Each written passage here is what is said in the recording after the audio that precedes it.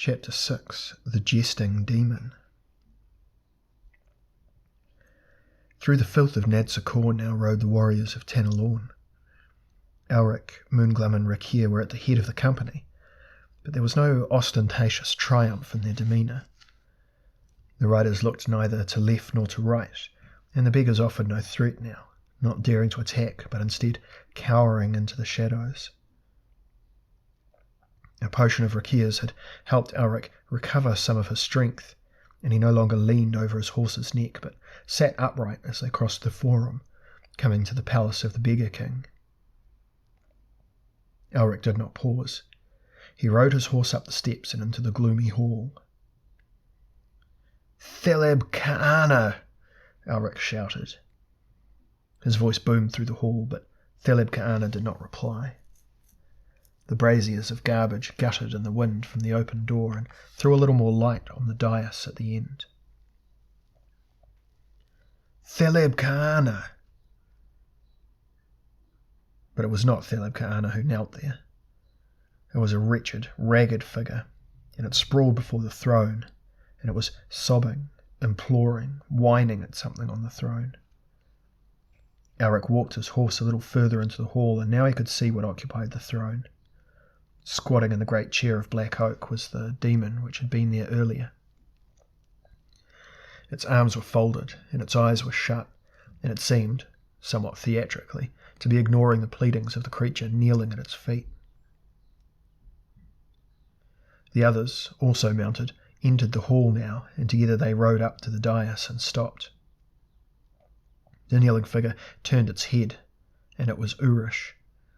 It gasped when it saw Elric and stretched out a maimed hand for its cleaver, abandoned some distance away. Elric sighed. "Do not fear me, Urish. I am weary of bloodletting. I do not want your life." The demon opened its eyes. "Prince Elric, you have returned," it said. There seemed to be an indefinable difference in its tone. "Aye. Where is your master?" "I fear he has fled Nadsakor forever." "And left you to sit here for eternity." The demon inclined its head. Urish put a grimy hand on Elric's leg. "Elric, help me. I must have my hoard. It is everything. Destroy the demon. I will give you back the Ring of Kings." Elric smiled. "You are generous, King Urish." Tears streamed down the filth on Urish's ruined face. "Please, Elric, I beg thee." "It is my intention to destroy the demon." Urish looked nervously about him. "And aught else?" "That decision lies with the men of Tanalorn whom you sought to rob, and whose friends you caused to be slain in a most foul manner." "It was Theleb Ka'ana, not I." "And where is Theleb Ka'ana now?" "When you unleashed those ape things on our Illinoyan, he fled the field. He went towards the Varkalk River, towards Truz." Without looking behind him, Elric said, "Rakir, will you try the arrows now?" There was a hum of a bowstring, and an arrow struck the demon in the breast. It quivered there, and the demon looked at it with mild interest, then breathed in deeply. As he breathed, the arrow was drawn further into him and was eventually absorbed altogether. "Ah!" Urish scuttled for his cleaver. "It will not work." A second arrow sped from Rakir's scarlet bow, and it too was absorbed, as was the third. Urish was gibbering now, waving his cleaver. Elric warned him. "He has a ward pact against swords, King Urish." The demon rattled its scales. "Is that thing a sword, I wonder?" Urish hesitated. Spittle ran down his chin and his red eyes rolled. "Demon, be gone! I must have my hoard. It's mine." The demon watched him sardonically. With a yell of terror and anguish, Urish flung himself at the demon, the cleaver hackmeat swinging wildly.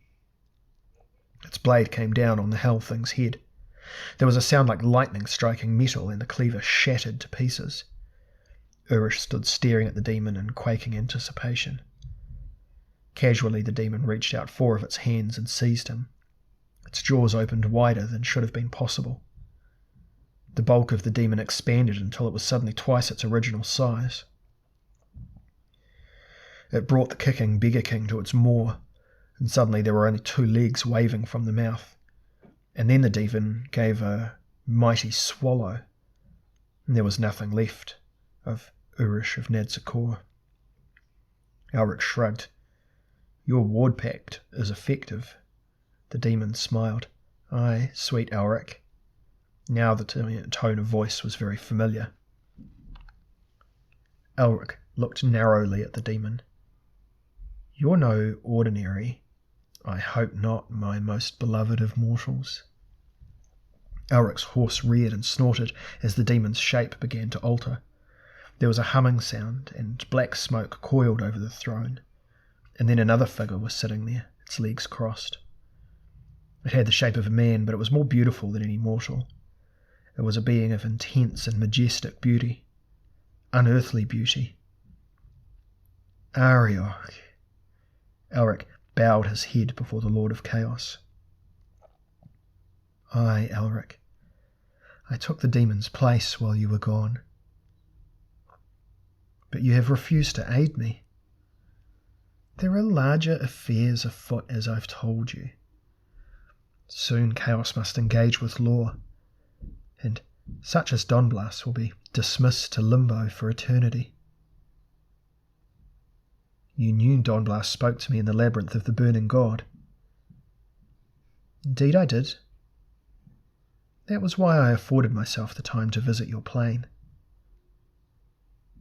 I cannot have you patronized by Donblas the Justice Maker and his humorless kind. I was offended. Now, I have shown you that my power is greater than laws."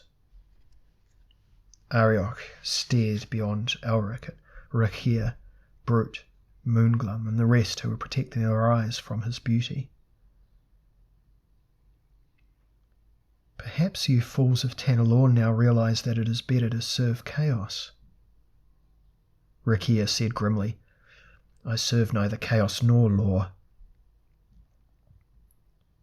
"One day you will be taught that neutrality is more dangerous than side-taking, renegade." The harmonious voice was now almost vicious.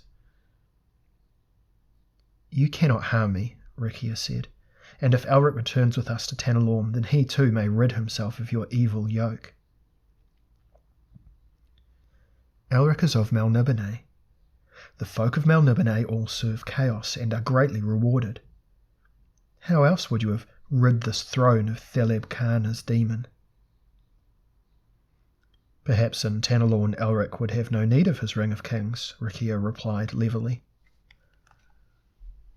There was a sound like rushing water, the boom of thunder, and Arioch's form began to grow larger. But as it grew, it also began to fade until there was nothing left in the hall but the stench of its garbage. Elric dismounted and ran to the throne. Reaching under it, he drew out dead Urish's chest and hacked it open with Stormbringer. The sword murmured as if resenting menial work. Gems, gold, artifacts scattered through the muck as Elric sought his ring. And then at last he held it up in triumph, replacing it on his finger. His step was lighter as he returned to his horse. Moonglum had in the meantime dismounted and was scooping up the best of the jewels into his pouch. He winked at Rakia, who smiled. "And now," Elric said, "I go to Truz to seek Thaleb Kana there. I have still to take my vengeance upon him."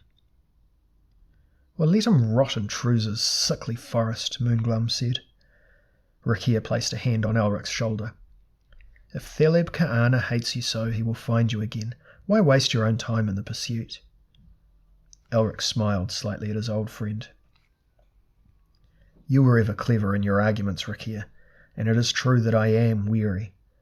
Both gods and demons have fallen to my blade in the little while since I came to Nadzikor. I'll come rest in Tanalorn. peaceful Tanalorn, where even the greatest lords of the higher worlds cannot come without permission. Elric looked down at the ring on his finger. Yet I have sworn Thalab Ka'ana shall perish. There will be time yet to fulfill your oath. Elric ran his hand through his milk-white hair, and it seemed to his friends that there were tears in his crimson eyes. Aye, he said. Aye. Time yet.